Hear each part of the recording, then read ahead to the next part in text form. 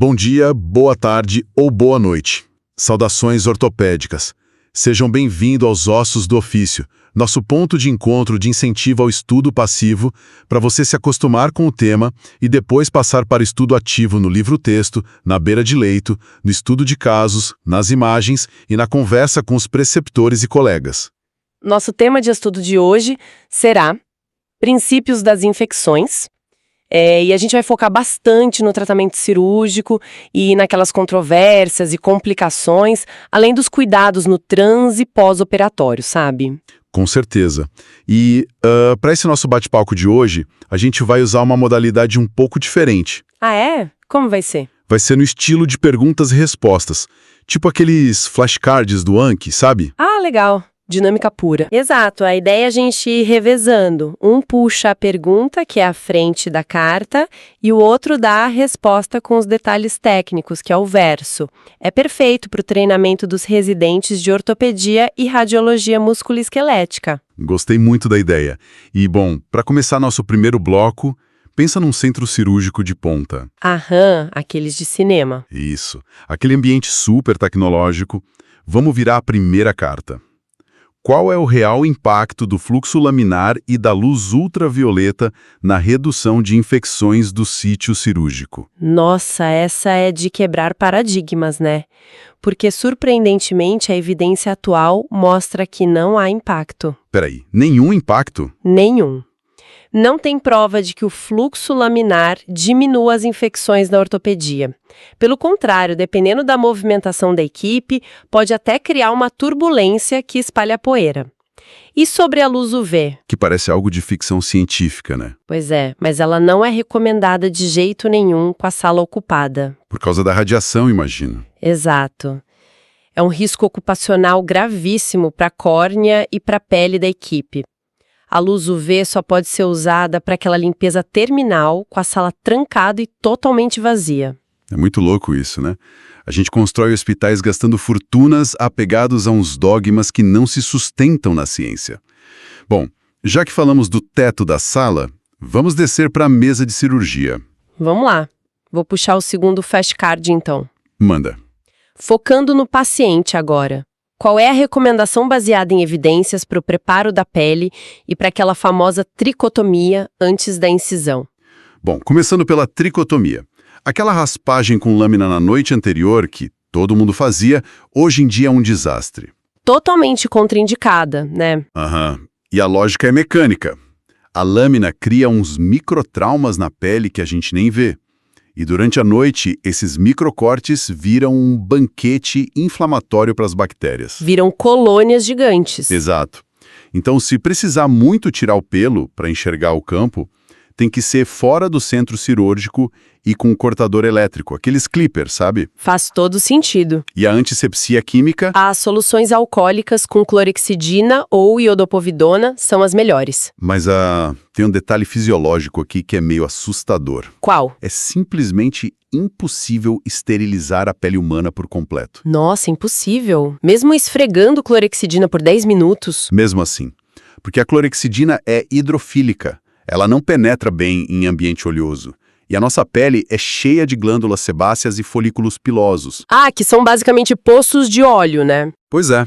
A bactéria fica lá no fundo, protegida pelo sebo. O antisséptico limpa a superfície.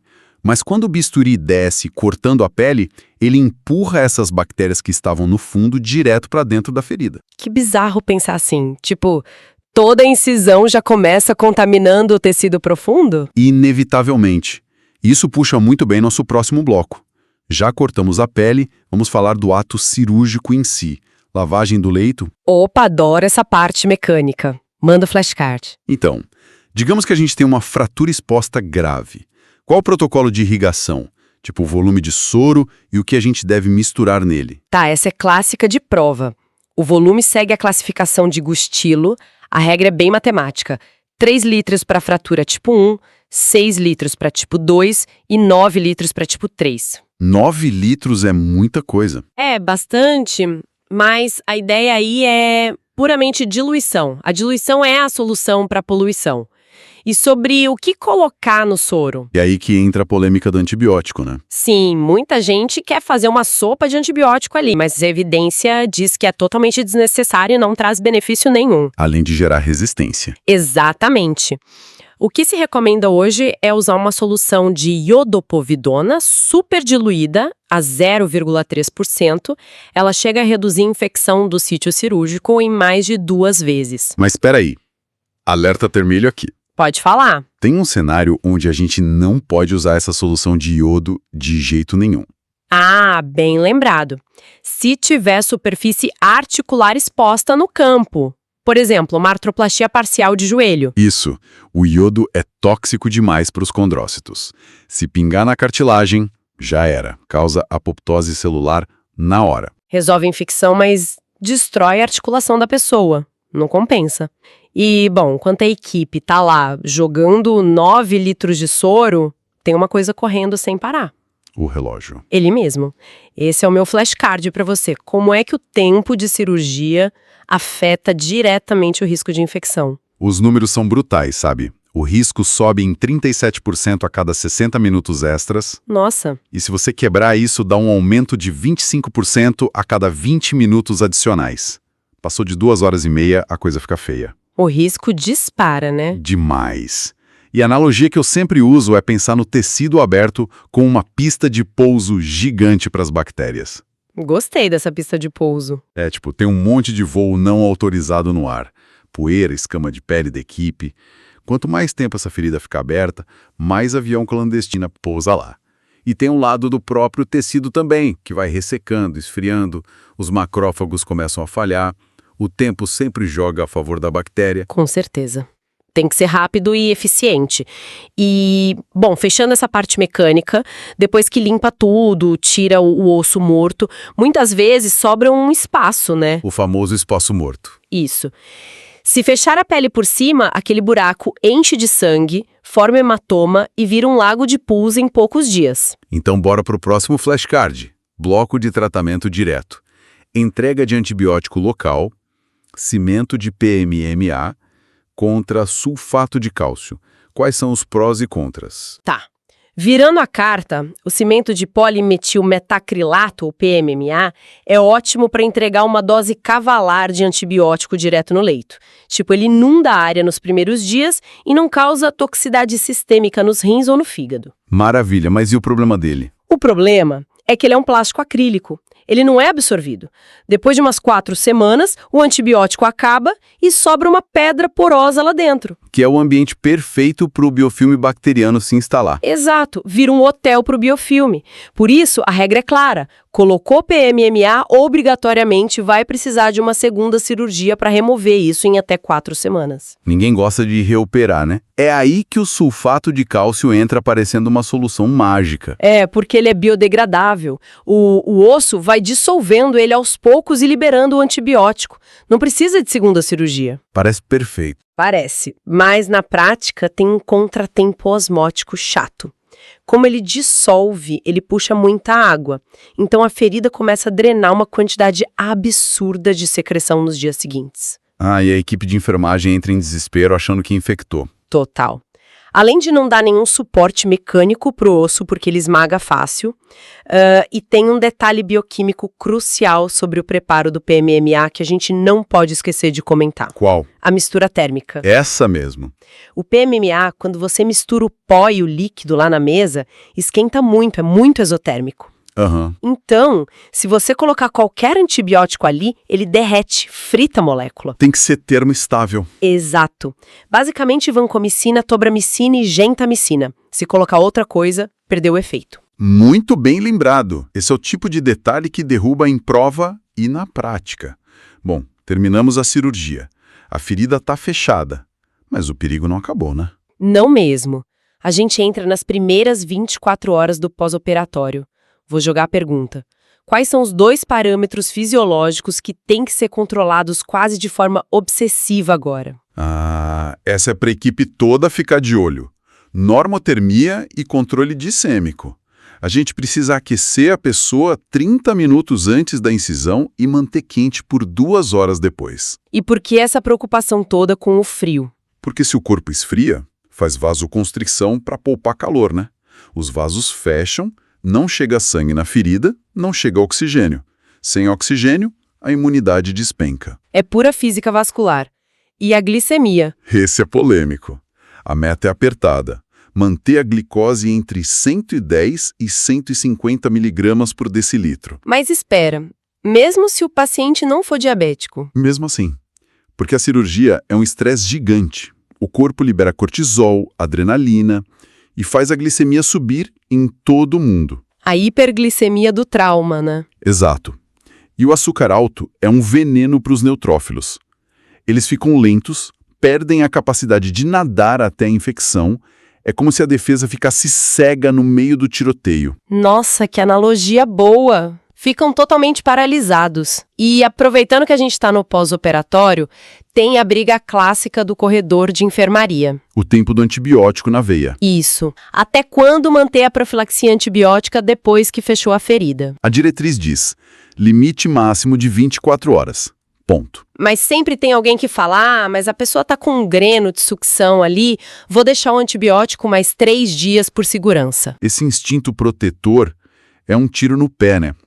Porque passar de 24 horas não previne infecção no osso, mas destrói a flora intestinal. Aham, e abre as portas para aquela diarreia por Clostridium difficile que pode matar. Além da toxicidade hepática e renal. E a desculpa do dreno não faz sentido. O dreno é de plástico, o antibiótico circulante não vai imunizar um pedaço de plástico. Brilhante. Tem que ter coragem para suspender em 24 horas, mas é o certo. Bom, para fechar nosso raciocínio, vamos falar da pessoa que está segurando o bisturi. Risco ocupacional. A ortopedia é um campo de batalha. É serra espirrando sangue, furadeira, fio afiado no meio do músculo, risco altíssimo para HIV e hepatites. É tenso. Então, flashcard sobre isso. Qual é a real eficácia de usar luva dupla na cirurgia? Não é só ter uma borrachinha a mais, sabe? Tem um efeito mecânico ativo. Quando a agulha fura a luva de fora, a borracha funciona como um rodinho. Um rodinho que raspa o sangue da agulha? Isso, ela limpa o metal. Quando chega na pele do cirurgião, o volume de sangue já caiu em 95%. Isso reduz o risco de exposição real em até 87%. É um sistema de defesa absurdo de simples. E tem aquelas luvas indicadoras também, né? Ah, as coloridas. Verde por baixo da branca, se a de fora rasga, o sangue entra e mancha, mostrando na hora que furou. Porque o pior é furar e não perceber. Com certeza. Mas e no pior cenário? A última carta. Acidente grave com um paciente fonte sabidamente HIV positivo. O relógio está correndo. Qual é a janela para agir? Teste rápido na fonte, imediato. E se precisar, a PEP, a profilaxia pós-exposição, tem que começar idealmente nas primeiras 2 horas. 2 horas? É, para impedir o vírus de integrar o DNA dele no nosso. O limite máximo, absoluto, é 72 horas. Passou disso, a janela fecha.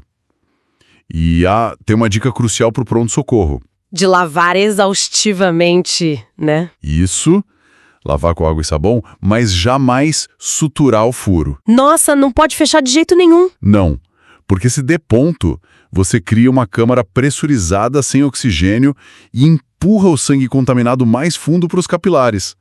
Deixa sangrar e lava. Salva a vida e a carreira do cirurgião. Sensacional. E bom, encaminhando para o nosso encerramento, eu queria deixar uma provocação no ar sobre tudo isso que a gente conversou. Manda. A gente revisou todos esses protocolos baseados nas bactérias tradicionais. Mas tem uma mutação silenciosa rolando aí fora, que é o Staphylococcus aureus resistente à meticilina, o KMR-SA, que já circula livremente na comunidade. É um perigo crescente, né? Muito. A literatura mostra que a mortalidade de infecções invasivas por esse bicho bate na casa dos 20%. Então, a minha reflexão final é: será que a nossa confiança cega nessas profilaxias padrão de hoje vai ser suficiente para o centro cirúrgico de amanhã? A biologia muda e a gente precisa ficar de olho para não ficar para trás. O papo estava muito bom, mas agora é hora de partir para o estudo ativo. Ouça quantas vezes for necessário até você se familiarizar com o conhecimento. Depois use papel e caneta para fazer um checklist do que você lembra e o que você esqueceu, marque para revisar com maior frequência. Por enquanto é só, pessoal. Hasta la vista. We'll be back. Bye bye.